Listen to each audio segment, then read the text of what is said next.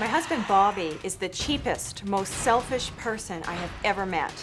I worked 7 days a week, 24 hours a day, taking care of his businesses for 2 years, no salary. Now that we are living separately, he wants me to sign a legal document that quits my claim to any of his investment property. I'm not willing to do that. I don't feel that someone that I've been married to for 3 years deserves to have half of what I've worked all my life for. We never had a prenup. We met on the internet. We had a whirlwind courtship. 4 weeks later, we were married.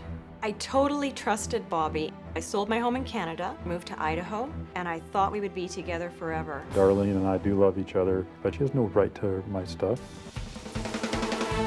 He traveled constantly. I was running his business and working at my own business many hours a week. I was paying for half of all the bills. He wanted me to pay for 3/4 of the bills because he said my children and I equal 3 people. She likes to cry that she's destitute, but she's not. She has a good business. She makes a lot of money. We opened a checking account together. I was depositing all of my income and he was not contributing. And when I confronted him about it, he said I was mooching off of him. I was living rent-free. I was starting to ask myself, if I stay married to this man and I get some terrible illness, what's he going to do if I can't pay for my half of the mortgage? I left him. Once I was served the divorce papers, I thought that, man, I wish I had a prenup. He wants to reconcile, he says, but I don't trust his motives at all. If Darlene won't file a quitclaim and give me total control of my assets, then that's a deal breaker. If Bobby says to me, my way or the highway at this point, I'm taking the highway. So you guys clearly aren't getting along. Have you missed her? Sure. One thing you don't know is that we talked every day on the telephone. So have you talked about this quitclaim?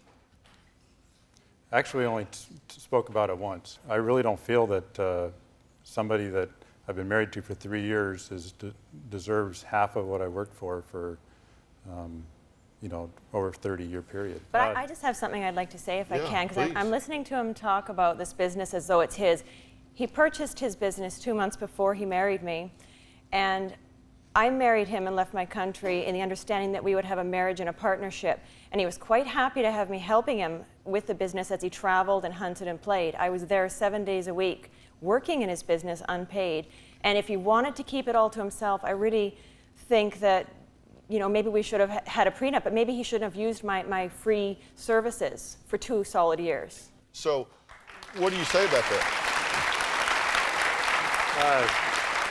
That's really it's not true at all. It's really a pretty minimal job. It doesn't take very much time, and we don't have walk-in customers all the time. It's mostly a real sporadic type of thing. You have income, correct? Yes. And what happens to that income?